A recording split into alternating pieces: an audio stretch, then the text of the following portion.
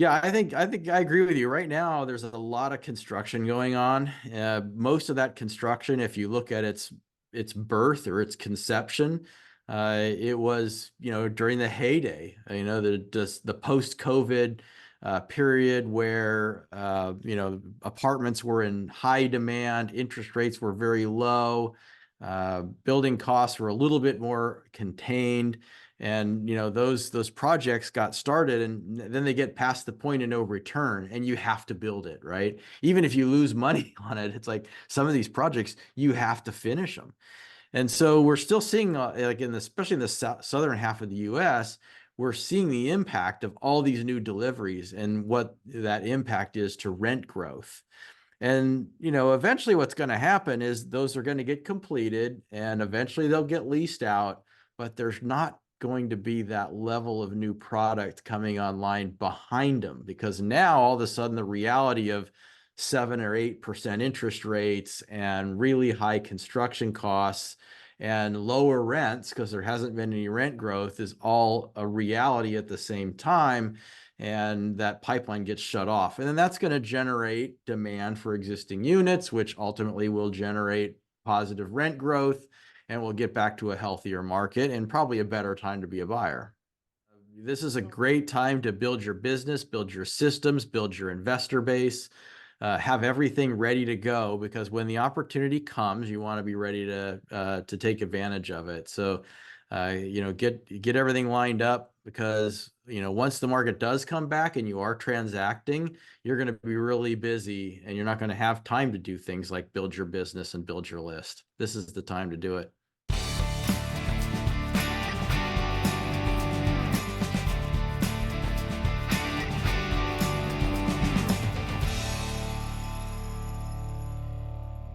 Hey, what's up, all my real estate peeps? This is Brian Lucier, host of the Why Not Real Estate podcast, with another episode where we feel that multifamily is the best asset class out of all real estate investing.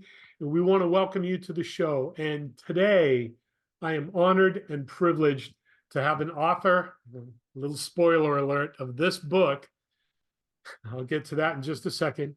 Our guest today is the president and CEO of Praxis Capital Incorporated, a vertically integrated real estate private equity investment firm, which he founded in 2001. He's also a member of the Praxis Investment Committee. Praxis operates on multiple platforms, currently managing active syndications for the acquisitions of single-family, multifamily, and opportunistic residential assets in the U.S. growth markets. He's also acquired over $800 million worth of real estate over a 30-year career, including over 40,000 multifamily units and more than 700 single-family homes, with the assistance of proprietary software that he wrote himself. He's also subdivided land, built homes, and constructed self-storage, but his real passion is to reposition existing multifamily properties. Ladies and gentlemen, he is the author of The Hands-Off Investor, an Insider's Guide to Investing in Passive Real Estate Syndications, and a frequent public speaker at real estate conferences and events nationwide. So here he is on the show. All of my real estate investor peeps, I would like to welcome to the platform Mr. Brian Burke, President and CEO of Praxis Capital Incorporated. Brian, welcome to the show. Thanks for having me here, Brian. I'm going to try to live up to that great intro that you left for me there. Well, it's all true and it's all you. So thank you, Boo. This is an honor and pleasure to me. And I gotta tell the folks here, as I was preparing to do another podcast and some other, what we call the golden nuggets, I was looking up waterfalls and stuff like that. I went on to the bigger pockets and I was asking some questions. And this fine young gentleman here posted back in the forum saying, you might want to take a look at the book I wrote. And I just happened to have it in the shelf back here. It's like, oh, this one? So yeah, I dove through this and I was sharing with Brian before we started. I highlight all the pages but then I could never find the pages that I highlighted. So I came up with this nifty color coding 3M tab. And yeah, that book is fantastic, Brian. The the I can only imagine what you had to go through to put this together. Because yeah, we're all syndicators. We love to put together the deal and all this, but for you to have the passion to spell this out for the LP coming into the deal and actually just say, hey, hit the brakes, get educated, learn some more about this stuff. And this is from A to Z. This is absolutely a Bible for LP investors. So I want to thank you for producing all that. And here you Well, are. a friend of mine lost her entire life savings investing in a passive real estate syndication, and I didn't want to see that happen to another person. And if there was something I could do to maybe just save one person from that experience, it would be completely worth it.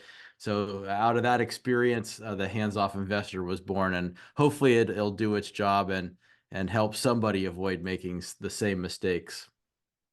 I mean, to read this book, I mean, the years of experience, I mean, how many years have you been a GP syndicating?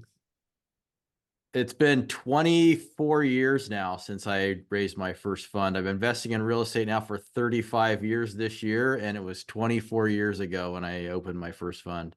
Wow. So you must have started when you were like 14, 15 years old.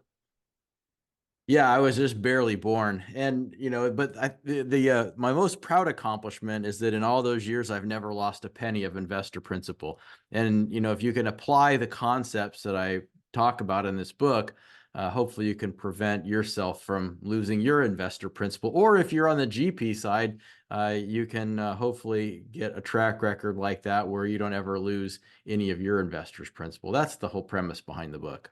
Yes, and I'm glad you mentioned that. There's like a lot of people out there who have their own best interests in mind. I'll say that in a nice way. And like your friend, you don't want to be on the other side of that stick.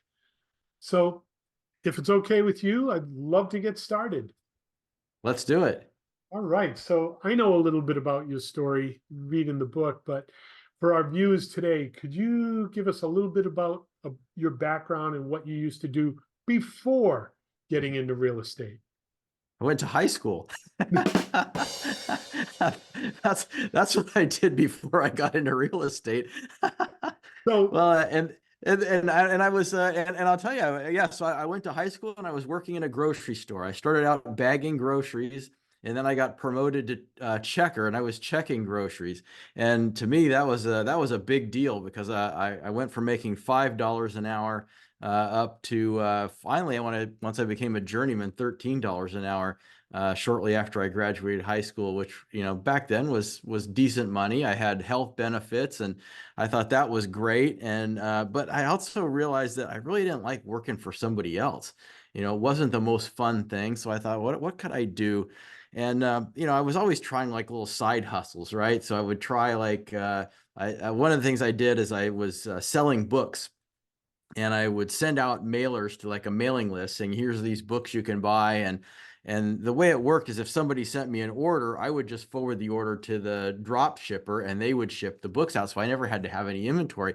But I thought, I need to read all the books that I'm selling so I know what these are. So I started reading the books, and one of them was a book on real estate investing. And it was probably the worst written real estate investing book that was ever out there because that's how I had to sell it, right? But nevertheless, I read this book and it said that you can invest with real estate with no money down. And I thought, well, I don't have any money, so this is perfect for me. I went out and found somebody that had a house for sale, and I asked them if they would carry back my down payment, and they said yes. And I bought that property with no money out of my own pocket, and bam, 20 years old, I'm a real estate investor and never looked back. 20 years old, first property. And if they held the down payment, this was a no money down deal. It was a no money down deal. That's right. I had a finance company that financed like I think it was 80%, and then the seller carried back the 20%. So I had nothing out of pocket, and I bought that property, and then then a few years later I got another one, and then a couple years later I got another one, and And I started out, at that point, I began house flipping because I realized that maybe, being a landlord wasn't the most fun, or it certainly wasn't a road to quick riches. Being a landlord is a good way to take money out of your pocket, but it's not a very rapid way to put money in your pocket. So I started flipping houses, and that's really where my business was born, is in house flipping. And I think over the next 10 or 15 years, I'd done a couple hundred houses. And then all of a sudden we had the great financial collapse in 08, 09. And during that period, I was buying left and right, sometimes up to 3 houses a day. I did probably 500 houses, I think, between uh, 2009 and 2013. There was about 500 houses during that period of time. And then you build up an investor base of investors who want to invest in all these deals, and then you realize, like, wait a minute, pretty soon all these foreclosures are going to be gone, and then what am I going to do? I've got all these investors, and there won't be anything to buy. So that's when I really shifted my focus into multifamily, because that's something that was larger, it was scalable, it was sustainable. It was just a much better business model, and once we got into multifamily, our business just grew from there. So I just want to read back what I got here. 20 years old, financed your first house, no money down. Next 10, 15 years, uh, purchased about 500 homes. And then 2013, multifamily. So was the big turning point, that light switch moment, this book that you read that was not so tremendous? Were there any other influences on you that peeled back the curtain and says, hey, maybe something might be here with this whole real estate thing? No, that lousy book really had nothing to do with it. What it really was is that I just felt like that was the next step, right? If you play the game Monopoly, right, you get 4 houses, you trade the 4 houses in for a hotel, right? And this is kind of the same concept where I'd been buying houses, I've been flipping a lot of houses, I'd collected a small little pool of rental houses, and thought, the next step up is multifamily. I went to a conference where there was a bunch of different speakers and stuff, and I mean, like this was packed. Like Donald Trump was a speaker, believe it or not, at this conference, and Robert Kiyosaki was there, and Tony Robbins was there. It was one of those kind of events, and one of the guys was there was Dave Lindahl, and he was doing a presentation on multifamily. And my wife's like, I want to go to that one. And I'm like, all right, fine, we'll go over there. And we went to that, and we watched it, and we're like, you know what, that really does make a lot of sense. We really probably should focus more on the multifamily side, because they talk about how you get economies of scale and all that other stuff. And from that point, I decided to give multifamily a try, and it kind of worked out. That was the learning annex. It was the learning annex. Yes, That's right. We must have been there with me. I was on the East Coast on that one. Yeah, and what was really interesting is I went to that in 2000, I think it was like 2003 or 4 or something like that. And there was like 50,000 people at this conference in the Moscone Center in San Francisco. I mean, it was wall to wall people for like hundreds of thousands of square feet of conference space. And then about, I don't know, 3 or so years later, it was like, what, '07 or '08 or something like that. Went back, and they had another one, and there was like no one there. And it was so interesting because it's like, this is the time, like '04, '05 was a bad time to be investing in real estate. But, '08, '09, it was just starting to get really good, and no one was interested in it. And it was an interesting psychological observation to kind of see how people's minds work, because it should have been crowded when it wasn't, and it should not have been crowded when it was. Like Warren Buffett says, when people are scared, get greedy. When people are greedy, get scared. Absolutely. Well, there you were. And Lindahl, yeah, he's actually one of my mentors as well. So Learning Annex, that was the second biggest influence on you. So the book, you got involved, you took action, you bought the houses. You must have built some incredible operations to be flipping 500 homes. Yeah, it was a pretty incredible machine. We had a well-oiled machine. We had our own construction company with crews, and We had an acquisitions team. We had 50 employees when we were really going hard at it. It was a fun time, but it was also a time where you're running 100 miles an hour with your hair on fire. And I'm really kind of glad to not be doing that anymore, but it was certainly fun while it lasted. And it got you where you needed to be. I mean, Absolutely. when I was younger, previous life ago, you had to pay your dues. So, That's right. That's how it works. I always believe in you work your way up the ladder. You don't just jump to the top of it. So, you can start small, buy houses, then buy duplexes, and then buy fourplexes, and then 10 units, and then 20 units, and then 50 units, and then 100 units. You work your way up that way and you gain a lot of really valuable experience. And I think ultimately it leads to longevity. There's a lot of people that get into this business that go straight to the big stuff. Like, forget about that houses and duplex stuff. I'm going to buy 100-unit apartment complexes. And, they're one and doners, and then there's, tenors and losters, right?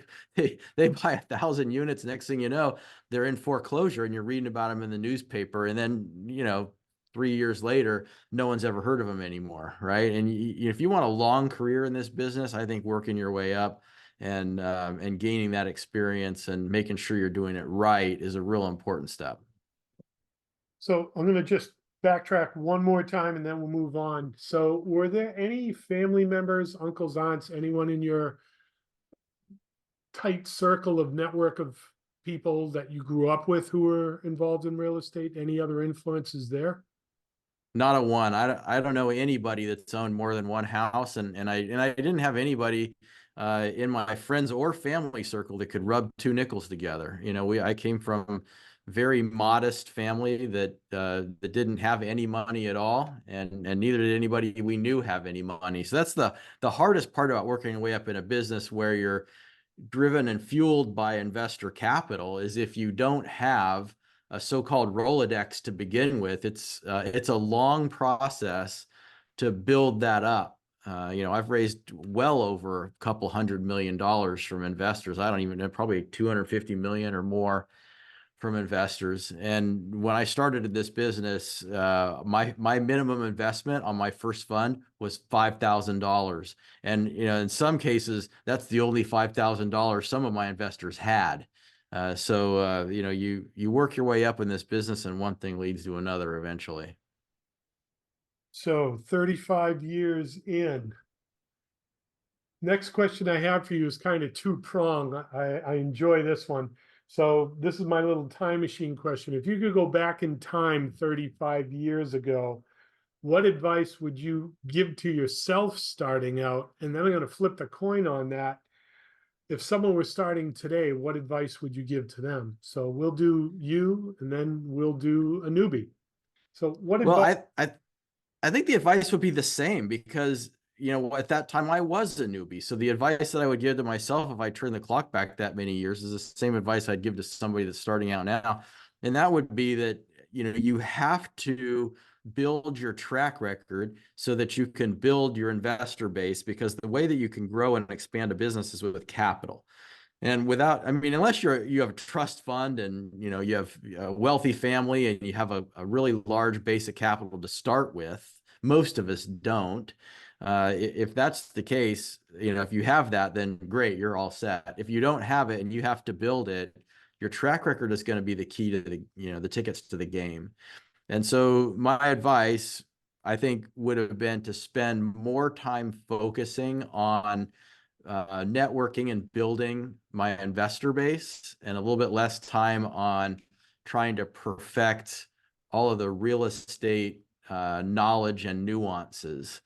Because, I was one of those, what do you call them, paralysis of analysis kind of people too. I spent a few years just analyzing stuff.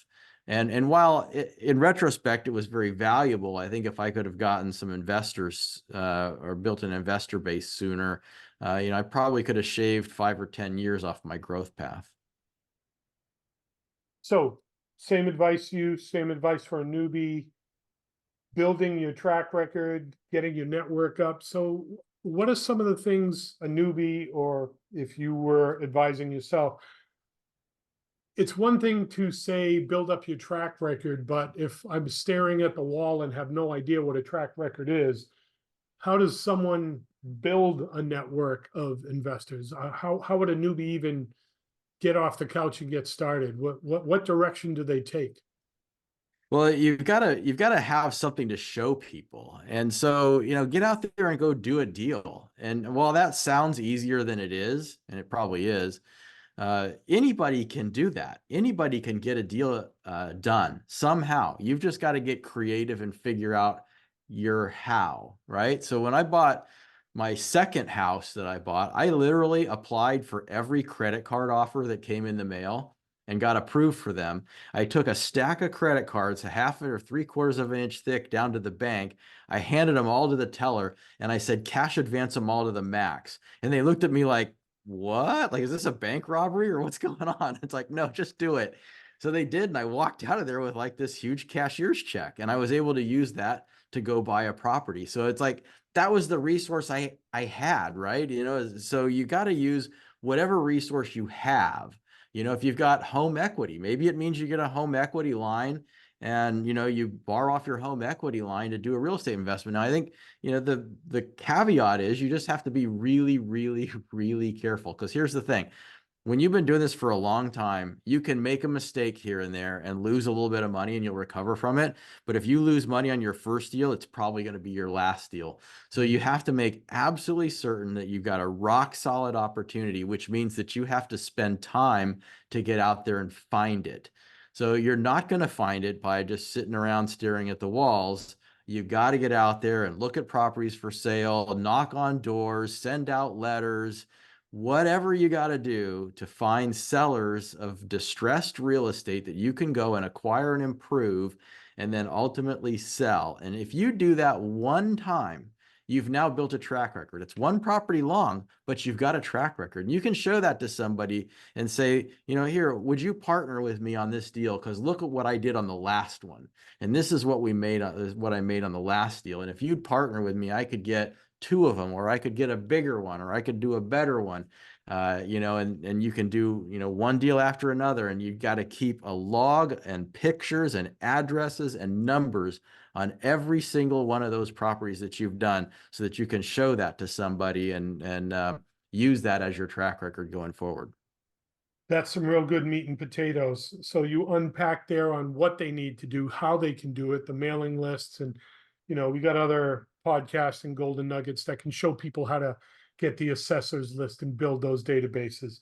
But then what you mentioned at the end there was really, really critical, to actually record and document your progress. Because it's one thing for you and I to sit at a table and say, yeah, I did this, but it's totally different if I can open up a book and say, bam, this is what it looked like, this is what it looks like now, these are the numbers, there's where we ended up, and we could do this again. And if I'm a visual learner, right? There's visual, audio, and kinetic. If I see it, I get it, I can understand it. Maybe not everyone's visual, maybe somebody needs to hear it, somebody needs to touch it, whatever it is. But documenting that, I mean, that's the golden nugget there. It's one thing to do the deal, but to actually record it all down and have it, that track record. Yeah, I'm looking at a spreadsheet right now where I keep track of it. I've been keeping the track of this ever since I first started in this business. Every property I've bought is on this spreadsheet, and I have the address, the date purchased, how much it was bought for, the date it was sold, the date it was sold for. I have all that information there, and I have a counter. And as I look at it right now, it's at 785. I've bought 785 properties. I could tell somebody that, right? I could say I've bought 785 properties worth $859,858,000, right? I have that information. That's a track record. Now you can get even more specific by pulling some of these properties out, putting them onto like a PowerPoint slide with just a picture and some numbers, like, bought for 100,000, fixed up for 50,000, sold for 200,000, profit 20,000, whatever that is. and you can just put that in a big grid so that you could just show it to somebody. Look, here's what I've done. And then they just see the pictures, and that's so real, right? Now it's like you've actually done something. Another good piece of advice is to do like before and afters, like do a little book or slide deck with before and afters. Here's what the house looked like before. Here's what it looked like after I was done. And if you can show that kind of stuff to people, it gets people excited where they can say like, wow, I see what you're doing. I get it. And I want to invest in that. And that's really, really valuable. But you can't do that if you aren't keeping track along the way. Really, really good stuff. And it's good to motivate yourself too, because you can look back. I mean, you got 35 years of 785 properties at almost $900 million worth of property. You can open that up. I'm guessing it's an Excel spreadsheet, which means you can add to it as time goes on. I mean, you probably don't still own all 785, do you? Oh, very few. No, no, very few. Maybe 40 of them or something like that. But no, not many. So even at that, the 40 that are left, that shows an awful lot of equity that has passed hands with the other 745 that have come and gone. Yeah, well, those are called, those are called full cycle deals, right? You've bought it, you've fixed it, you've improved it, and you've sold it. And that's important experience. You know, a lot of people talk about how many properties they've bought, but big deal. I mean, if somebody buys 100 properties and then 5 years later loses them all to foreclosure, is that a track record? I mean, you want to see somebody that's bought, managed, fixed, improved, and sold. Those are all very important elements. And so that's why I really liked house flipping, because house flipping gives you immediate feedback. You know, within 6, 8, 9 months, maybe a year max, you've bought, fixed, and sold and booked a profit, and you've built a track record. You know, in 1 year, if you did 3 flips in 1 year, it would take you, anywhere between 12 and 18 months to do that. You could have a track record, 3 properties, maybe more deep, that shows you've made money in real estate. And that goes a long way towards, building that track record and building trust with future potential investors. So I have been going through your website as well, and you mentioned documenting it all, the PowerPoint stuff. Your website's really sexy on some of that stuff. And, like you say, full circle deals. I was looking at some of your deals, and like you purchased them, didn't even hold them for 5 years, in and out. And it's like, wow, there's a story there. But then, putting together some of the facts from your book, it's like, it must have been time. It was time. I mean, we had some deals, that we owned, like multifamily. I mean, I've had single families we've owned for, days or weeks. But we've had multis that we've owned as short as, I think our fastest turnaround was like 21 months, where we've had incredible results from some of those short-term holds. And that usually happens when the market's just getting really overheated and, we get out. So, we hadn't talked about this yet on this show, but in 2021, I was sensing a market top coming and a potential decline in multifamily. So I started selling, and we had about 4,000 multifamily units, and I sold 3/4 of my portfolio in 2021 and early 22. And that turned out to be a really good move, because middle of 22, the market started collapsing. And so, it's also important to recognize market trends, market direction, take action. And even though, we might have bought something on a 5-year hold and we'd only owned it a year and a half, if we can double our investors' money in a year and a half and get out, and now you have no risk, there's no reason not to do that.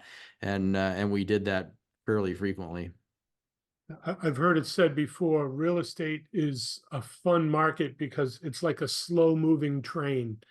You've got time because it's always got to go through the same market cycles. You know those, but you know what's coming around the bend. And if you're in this cycle, you know what the next cycle is going to be. So If you're watching, yeah, if you're watching. Now, some people are just blind. They're not just buy. They aren't paying attention. If you're paying attention, you'll be able to see the signals. or you get hit by an oncoming train. That's right. The choice is yours. There's a lot of people getting hit by that train right now, by the way. Yeah, I'd love to ask you a couple questions on your insight on that. We just had a podcast earlier today one of my good friends, Maureen Miles. She's on the sidelines right now, keeping her gunpowder dry, thinking probably in the next year or so, stuff might be happening. Her rationale is, some of these people who've been buy, not hearing the train whistle are buying these properties, paying too much. In 5 years, these loans are going to reset at a higher interest. They could be in a lot of trouble. What do you see going on? I mean, in the markets that you're buying? That's what I see a lot of. Is there's a lot of people that bought from 2019 to 2022 that used short-term financing that has a maturity in 3 to 5 years, are starting to see those maturities come to fruition. And, it's like there's always loan maturities in commercial real estate. The average loan length in commercial real estate is probably somewhere like the 7-year range. There's a lot of 3-year money, there's 5-year money, there's 7-year money, and there's 10-year money. And I think if you threw it all into a bucket, it's probably somewhere in that 6 or 7-year range. So if you took the trillions of dollars of outstanding real estate debt that's out there in the world and you divide that by that number of years, you'll see how much of this debt comes due every year. So there's always a lot of real estate debt maturing. Not usually that big of a problem if it's happening, right after a market run up or even a long level market period. Not really an issue. But if you have maturities happening as the market has declined, especially if it's declined rapidly, as we've seen in the last couple of years, those maturities all of a sudden become problematic. So it's not the maturities themselves that are creating the issue. It's the climate in which those maturities are maturing. So, right now, values are down, interest rates are up, rent growth is down, occupancies are in some cases starting to taper off a little bit. And when you factor all of that in with loan maturities, it's a recipe for some challenges. And I think we're starting to see that happening or playing out already, and I think we're going to see more of it. So at what point you're watching this train go by, you're seeing the billboards on the side of the train, the writings on the walls. At what point do you jump on the train? What are those triggers that are going to say, okay, this might be a time to jump in? I think for me, the biggest trigger is the human psychology component. When I see a lot of people saying a lot of negative things about real estate as an asset class, that's a really good time to get in, i.e. 2008, 9, 10. That was a great time to be jumping into the real estate market, and we were. And 2005 and 6, when everybody was like, real estate's great, that was a great time to be a seller, and we were. So I'm waiting to see a little bit more pessimism. I still see a little too much optimism. There's just a little too much of like, oh, prices have fallen, this is a great time to buy. And yeah, I don't really see that yet. So I think we need a little bit more time. So when people start getting scared. When sellers start getting scared, buyers already got scared, right? I mean, people were buying like there was no tomorrow 2 years ago. I mean, when we were selling stuff, we'd get 20 offers on every property, way over the asking price, with multiple like 6-figure, 7-figure, non-refundable earnest money deposits. That kind of stuff was going on fairly regularly. But then all of a sudden, when the interest rates started going up, buyers started getting scared, and they were like, "Oh, rates are high, and I can't just keep buying like this." But who wasn't scared was sellers, because sellers are like, I'm 95% occupied. I'm getting my rents. We're hitting our NOI targets. Bad debt's under control. I've got a couple of years left on my loan. I got nothing to worry about. So now you have this bid-ask spread, right? Where the scared buyers are like, I can't pay the prices that the not scared sellers want. So nobody transacts. So that's why you've seen deal flow drop to almost nothing. We're recording this early 2024. And, last year in 23, there was very little multifamily transaction volume. It was probably maybe 30 or less, maybe even less than 30% of what it was in 21 and 22, or at least the first half of 22. So, there's just been this, lack of volume. There's a lack of price discovery, mostly because of scared buyers. Now, when sellers get scared, when sellers start worrying about, oh my gosh, I've got a loan maturity coming and I have to sell or refinance, or I'm running out of cash. My interest rate is floated up. I'm not making any cash flow. I'm running out of reserves. My fund was a 5-year fund and I'm running up against the end of the fund. I got to give my investors their money back. Or I had pref equity that had a 2-year or 3-year payback period, and I've got to give that money back and I don't have it. When sellers start getting scared, that's when there's deals. And, we're not really there yet. It's going to happen, but we're not really there yet. So one of the indicators for the market to turn is oversupply. I've got my CSL. I know that building is astronomical costs. Energy code is crazy. I mean, Massachusetts and California are neck and neck with being the absolute worst places in the world to build because the energy code is crazy now. I guess down in Cape Cod, you have to put triple pane glass now. No, really. I'm sure that's cheap, right? Yeah, right. So I see, I'm watching these markets and I'm thinking, okay, eventually supply's got to hit equilibrium. But as I've been tracking this like a year ago with 5 million units off that mark, we might be around 4.5 last time I was actually looking at it. So it's slowly starting to close the gap. If this is all going to be based off of inventory coming into the market before we turn the corner, I think it's going to be a very long pause before we hit any type of significant inventory, just because it's so outrageous to build. Yeah, I agree with you. Right now, there's a lot of construction going on. Most of that construction, if you look at its birth or its conception, it was, during the heyday, the post-COVID period where, apartments were in high demand, interest rates were very low, building costs were a little bit more contained. And, those projects got started and then they get past the point of no return and you have to build it, right? Even if you lose money on it, it's like some of these projects, you have to finish them. And so we're still seeing, especially in the southern half of the US, we're seeing the impact of all these new deliveries and what that impact is to rent growth. And, eventually what's going to happen is those are going to get completed and eventually they'll get leased out, but there's not going to be that level of new product coming online behind them, because now all of a sudden the reality of 7 or 8% interest rates and really high construction costs and lower rents, because there hasn't been any rent growth, is all a reality at the same time. And that pipeline gets shut off. And then that's going to generate demand for existing units, which ultimately will generate positive rent growth, and we'll get back to a healthier market and probably a better time to be a buyer. So I just don't see how it's gonna kick in it's just basic supply and demand. If we can't get the supply back up, I don't think rents are going to skyrocket like they've been doing anymore. Right. We track all that month to month, and we've seen the last 6 to 7 months rents starting to soften in the markets we're in.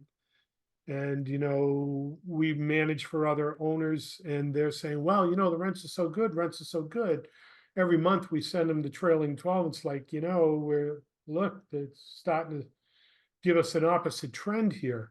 So this perfect storm we're looking at, it's starting to turn. Rents are going down. We can't get supply. What do you think is going to happen? I don't have a guess on this one.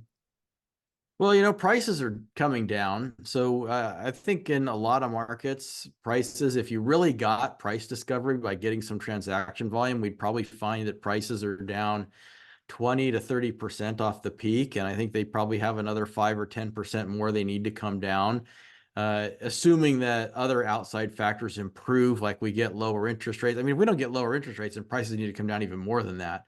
But assuming that interest rates kind of start to trend back down a little bit and we start to get a little bit of rent growth, a 25 to 35% haircut in price from where we were in 21 or 22 might be enough to stimulate some transaction volume. And they'll probably make for really good investments because, to your point, once all the new deliveries start getting shut off, the supply and demand starts getting imbalanced in favor of property owners, and you start seeing, these rental units getting bid up again by a lot of tenants trying to find not a lot of units, and that will make for a good investment thesis. We're just, again, we're not there yet, but it's coming. Yeah, we're still seeing, if we got 5 vacancies, we're looking at 350 to 400 people trying to get those vacancies. So that's way off. That's But way off. yeah, but we don't see that pushing rents up anymore. I think we've hit a threshold where people just can't tolerate a higher rent. I mean, there's that transition. I'm either going to pay rent or bite the bullet and do a mortgage. Yeah, we had this period where wages were going up and rents were going up really rapidly, and so that did cause tenants to hit a wall. Now we have this pause in rent growth, but when wage growth eventually takes hold, then people will be able to tolerate higher rents when they have more income. But it just takes time to get there. Wow. So keep the gunpowder dry. That's right. Yeah, be ready. This is a great time to build your business, build your systems, build your investor base, have everything ready to go, because when the opportunity comes, you want to be ready to take advantage of it. So, get everything lined up, because once the market does come back and you are transacting, you're going to be really busy and you're not going to have time to do things like build your business and build your list. This is the time to do it. So you mentioned the investor base. I'm sure you have some irons in the fire. You're probably working on a couple of funds, stuff like that. Is that something you're comfortable unpacking, at a high level and just sharing with our viewers? Yeah, we have thousands of investors that have invested with us over the years, and our business grows entirely by word of mouth and referrals. So we don't market. We're not like big on social media and all this other stuff. It's mostly word of mouth and referrals, and that works really well. So that's been good. So that's how we're building ours. Is we haven't been buying. I haven't bought anything in 2 years, over 2 years.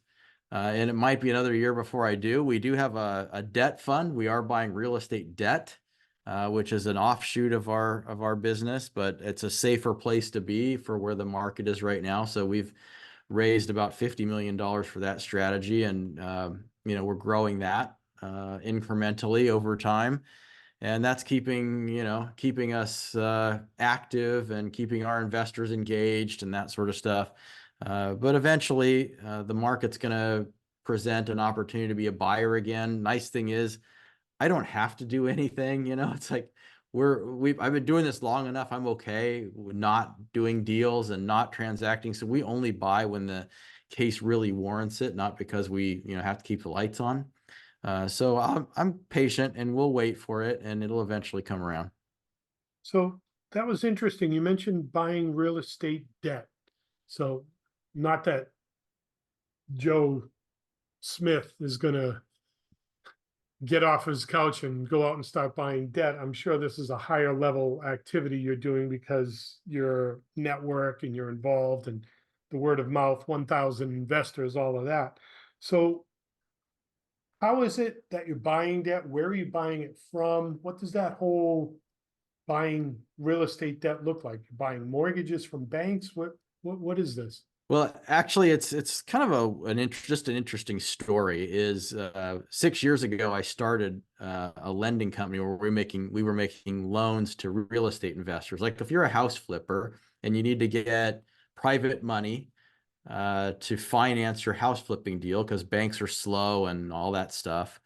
You would come to us and we would make you I guess you could call it hard money loan. It's kind of like hard money, but we were not as hard money as, like, we weren't Guido on the corner kind of hard money. We were just professional real estate investor, private money. And we were making loans to those sort of folks, small multifamily and single family, and all that stuff. And we did about, in 5 years, we did $2 billion in volume, and we did $1 billion in 1 year, our last year. And then we sold the company because we got an offer we couldn't refuse. And so now I've started a fund where we're buying real estate debt, and we're just buying debt from our old company. So, when we had the company, what we would do is we would originate the loan, and then we would sell the loan to our institutional partners, and they would give us we'd get our capital back, and we could make another loan, and so on and so on. And then when we sold, we're like, hey, those other guys were doing all right. So why don't we go to that side of the table? So started up a loan buy fund. And then, just went to the buyers of our old company and said, we'll be one of your loan buyers, send us deal flow. And we get deal flow through that channel. So it's not something that, you go like, I'm working in my grocery store job and all of a sudden say like, oh, I'm going to go buy real estate loans. It's like, yeah, that's a little difficult to get from here to there. But for us, it was a very short trip from here to there, just given the circumstances. So this is opportunistic because we just happened to have the opportunity to be able to do this. So mezzanine instead of hard lending, that's, a short term. So when you would do these loans for these investors, flippers, I'm guessing smaller multifamily, stuff like that, what type of term would it be, like 3 months, 6 months, a year, 2 years? 6 months, 9 months, 12 months, sometimes 18 months, but usually between 9 and 12 was our sweet spot. So not as short as hard money, not as long as conventional, then these people would do institutional lending, buy you back up. So Yeah, now, or they'd sell or whatever. Sure. Yep. They'd sell or refi us out. so now your sweet spot is buying those 9 to 12 notes from that other company. That's right. Yep. That's right. And we were able to get our investors, an 8 to 10% return by doing that, which, it's not exciting. It's not sexy, but it's just where the market is right now. We don't need exciting and sexy. I like boring and reliable and cash flow. That's good for times like this. I tell my son all the time, boring makes money. Boring is okay. You can do boring. That's right. So, That's right. and rental property buy and hold is a real simple business model. Yeah. You mentioned something in the book that I'd love to get your opinion on here. Buy and wait and see. Yeah, buy and watch. That's yeah, because people used to ask me like, are you a buy and hold investor or buy and flip investor? What's your strategy? And I would always tell people I'm a buy and watch investor. We buy the property, we improve the property, and then we watch for the optimal time to exit. And when we see that optimal time, we do that. We exit. And that's exactly how we ended up selling 3/4 of our portfolio a couple of years ago. We saw that it was an opportune time to sell. Everybody wanted our real estate. And if everybody wants it and they want to pay a hefty price for it, far be it from me to deny them for their wishes. You don't want to deny someone that opportunity. So That's right. I'm sure like your book is chock full with different spreadsheets and comparisons and stuff like that. So I'm sure writing this, you're watching all this like a hawk on your own property. So you'll see those KPIs and metrics hit in. It's like, okay, this could be something. So as you're That's watching right.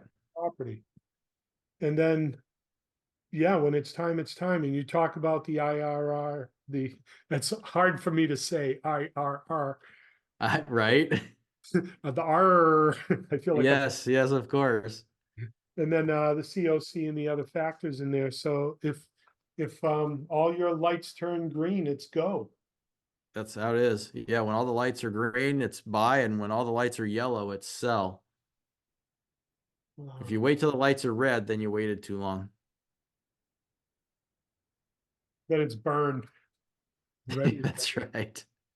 So there's something else in the book that, oh, there's so many things in the book that were so interesting. Um, so we did a little rabbit hole here, which always happens on a show, and I kind of enjoy that because we were able to peel back some really good stuff. There's a question I'm going to ask later, so we'll come back to that. It's down on the bottom. Perfect. I've only got 4 minutes though, because then I have another one of these to do. Then let's move it. Can you tell us what was the best deal you ever did, and how did you find it? What type of property, and how did you finance it? The best deal I did was the 2-property portfolio that we bought because our broker called us and said, I've got this seller that might want to sell her 2 apartment buildings. And we were like, all right, well, we'll make an offer. So we made an offer. We actually got them, which we financed them through Freddie Mac, the agency lender, on a floating rate 10-year loan. So we had no maturity to worry about, and we had no yield maintenance to worry about. So that meant we could sell it whenever we wanted. And we got 18 months in or so, and we said, the market's gone bananas, let's sell. And we sold, I think we bought those 2 deals for like, I don't know, 25 or 28 million or something. And then like less than 2 years later, we sold them for, it was somewhere in the high 50 million range. So, incredible results in a very short period of time. And, you can do that if you're in the right place at the right time with the right network and the right track record.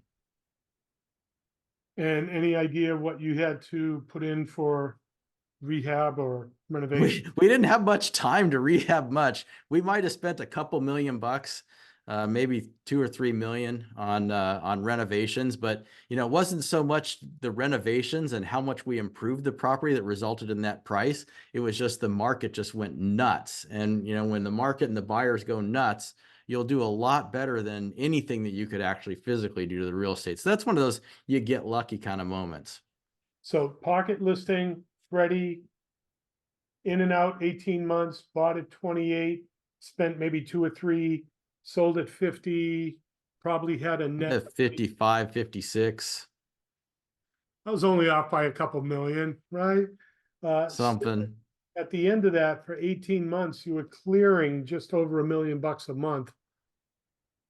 If you look at what you profited off the deal and how long you held it. It's not a bad result.